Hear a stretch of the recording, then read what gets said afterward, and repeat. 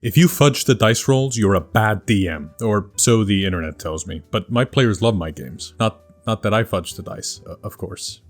I've never done that. I always let the dice fall where they may. Things are more interesting that way. But if you want to fudge the dice, then you can. I won't stop you. Just don't admit you're doing it, or your players might feel like nothing they do matters. So, when they ask, admit nothing. That's why I never fudge the dice. Never. Welcome to Mystic Arts, where we manipulate our players to be emotionally dependent on shiny math rocks. My name is Daði, and I'm a professional writer and director, and I've been DMing for 10 years. If you fudge your dice, the internet says, then you're removing agency and chance. You're effectively railroading. If you never fudge your dice, the internet says, you're running an impersonal game where the story is the victim to the whims of chance. Surely there's a middle road here somewhere. If you don't know, fudging dice is when a DM rolls a die in secret but tells the players a result that's different from what they rolled. Essentially, it's when a DM lies about the results of a die roll. There are a variety of reasons why someone would want to do this, which means this is kind of a complex topic. Have you ever thought about what a DM screen is for? Sure, it has useful information, maybe a couple of random encounter tables and that kind of thing, but those could just be pieces of paper in front of you. Why is the screen a screen? It's not just to hide your notes, that's for sure. The thing is, there's also a historical basis for all this. TTRPGs used to be entirely dictated by the DM. There were, in some cases, no character sheets or dice goblins. The DMs did all the rolling for all the players based on the things they wanted to do. It was a radical notion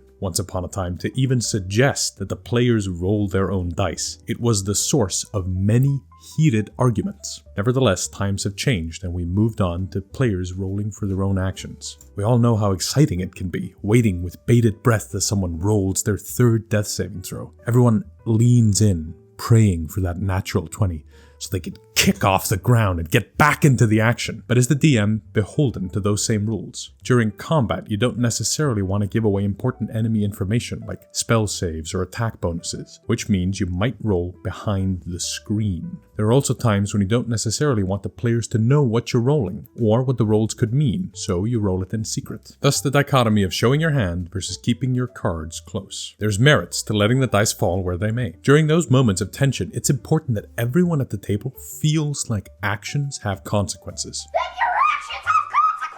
Even if something bad happens to the players. And to be fair, let's acknowledge that we've all agreed to play a game that's essentially built on gambling. It's unlikely that you roll natural ones for an entire session, but it's mathematically possible. This is a game of chance, which means nothing is guaranteed to anyone. But that's not anyone's fault. The dice did the bad thing. Not you or me. And on that note, DMs, feel free to remember that you don't have to roll dice. If there's a specific result you want to get, or it's not a situation that the players can realistically affect, consider just describing what happens. If you don't roll the dice, you're not lying. And if it's measured, reasonable, and fair, no one is going to complain about railroading. So if we all signed up for this game based on chance, why fudge the dice? Why go against the essence of the game? Well, how about saving your players from unfair deaths? If you're about to start a grand adventure, you've laid a lot of groundwork for each of your players, you may not want to throw it all away because Gary the Goblin accidentally crit the wizard that dumped Con. Like an idiot. I know you're watching, Healthy, you're playing with fire. Perhaps that's not important to you if you run a grindy dungeon crawl, but my games are about giving the players a chance to influence the society of my world. I ran nearly 40 solo sessions for my players before we started playing as a group. That took 4 months. I'm probably not going to throw it all away because I rolled a 20. Probably. Not that I fudge dice. In a similar vein, fudging dice can be helpful in assuring that your big bad doesn't totally suck during the final fight of the campaign. No one at the table is going to enjoy an anti-climax that's been building for years, only to fall flat because of chance. I think the big bad should be as scary as the players have believed them to be this whole time. Don't let chance betray their expectations, because when they're disappointed, you can't reasonably use the dice as an excuse. Ultimately, I believe fudging dice can be done in a tasteful way when it's done to guide the story to a more dramatic result. Fudging dice should be done intentionally, in service to the story that you and your players are telling together. I view it as a tool among many to shape the world in a way that is satisfying to everyone at the table. Most controversially,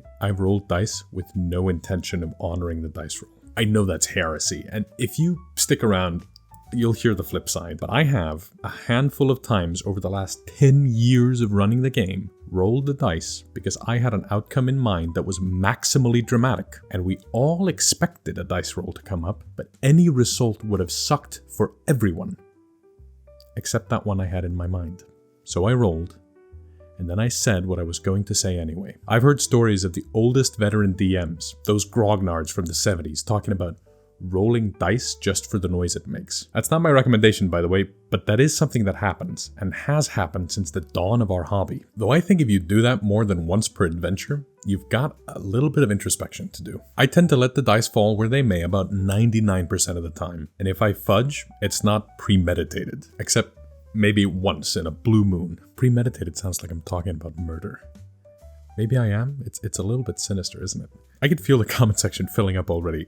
Sorry folks, this is just how I see it. I'd also like to point out that how and where I roll depends entirely on the type of game I'm running. I've run campaigns without a DM screen, which means everything is out in the open. I've also run without ever showing my hand. I like to experiment, see what works well for each game and each style of play. I play a million different kinds of D&D. Sometimes I set those expectations at the start. When I ran a West Marches style game, I was pretty clear with my players. The goal was always to let the dice fall where they did. No DM screen, no safety net. Death is death. But that's not what I do normally. I definitely recommend experimenting with this. You may end up liking one method more than the other. I know I did. These days, my D&D setup involves a DM screen, so I usually roll behind it. But when there's a really dramatic roll coming up, or when we're in combat, I'll often stand up from my chair, walk around the DM screen, and roll a die in the middle of the table for all the players to see. I'm also very open about the mechanics, especially in these dramatic moments. Let's say a player is at 3 hit points and a goblin is about to shoot at her with a bow. Well, I might stand up, walk towards that player at the table and say, the goblin does 1d6 plus 2 damage.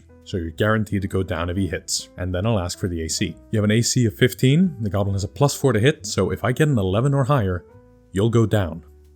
And then I roll. When I do this sort of thing, the players often lean in to see the roll. They want to be in on the moment. They want to know if this encounter is about to spiral out of control or not. Does fudging the dice remove player agency? Yes, it does. I'm choosing to point the game in a specific direction. A direction the players have not chosen. Is removing player agency bad? Yes. One of the biggest draws of this game is that the players can forge their own path. Together, as a party, they decide where to go, who to talk to, what creature they fight. They expect consequences for the choices they make. To be clear, I'm not telling you that you need to fudge the dice. You can do whatever you want in your own games. I'm not your dad. I see you guys in the comments. That's not how you say my name. I'm not even saying that you should be fudging dice. In fact, I think it should be done as sparingly as possible. If fudging dice rolls doesn't align with how you run your game, then I encourage you to stay the course. Continue running the game in a way that benefits you and your group. But if you've ever thought about it, consider this video as me giving you permission to lie to your players. You're already doing that anyway. D&D is just collaboratively lying to each other. If you're open to shifting numbers here and there, then I'd like to point out that you can actually fudge anything, not just the dice. You can fudge hit points and modifiers in the middle of a fight. You can give advantage or disadvantage to both the NPCs and the PCs. The entire game runs in your head. Never fudging dice and instead fudging everything else does not make you better than somebody who never fudges the mechanics but does fudge the dice. It's always that question of player agency, and whether taking that away is serving you and your table in a meaningful way. So let me ask a more fundamental question. What exactly is player agency? It's the freedom and control to make decisions during gameplay. It transforms the narrative by providing players with meaningful choices that affect the story. It's created when players are given meaningful and informed choices that can be evaluated on a risk versus reward basis. But notice how that definition started. It is the freedom and control to make decisions during gameplay. Even the most open-ended games you've ever played can be divided into sections that are gameplay and sections that just aren't. Sections that are story, or more accurately, setup. In Crusader Kings, you've got endless options for what to do next, but the game still spawns random events for you to deal with. In Tetris, you don't control what bricks come up next. You can only arrange the blocks. I am the man who arranges the blocks. There is always setup. That's what makes it a game and not just an empty sandbox where there are no goals, no challenges, no meaningful choices. Meaning comes from the setup. If you have no setup and it's all agency all the time, you have failed in your quest for pure player agency because the choices aren't meaningful or informed. They're arbitrary, and making arbitrary choices is the opposite of player agency. It's just guessing. So if you're engaged in setup and not gameplay, you can, and I think should, remove some choices to deliver the premise to your players. And you can remove choices without railroading players. Railroading is when the game heads to a predetermined outcome, no matter what the players choose to do. But as long as what you're doing is set up for the game that's to come, and the game itself has meaningful and informed choices, you can remove a bit of choice to make something interesting happen. We are stripped of choices all the time in real life and in games. We do not control the weather, or how others perceive us, or what time it is, or what the girl we think likes about us, or when violence breaks out. We don't get choices then, we choose our reactions. Every campaign, adventure, session, and encounter needs setup. Without it, there can be no meaningful and informed choice. So you have to engage in setup repeatedly. If you never stop setting up to get out of the way and invite your players to play a game, then you're being a bad DM.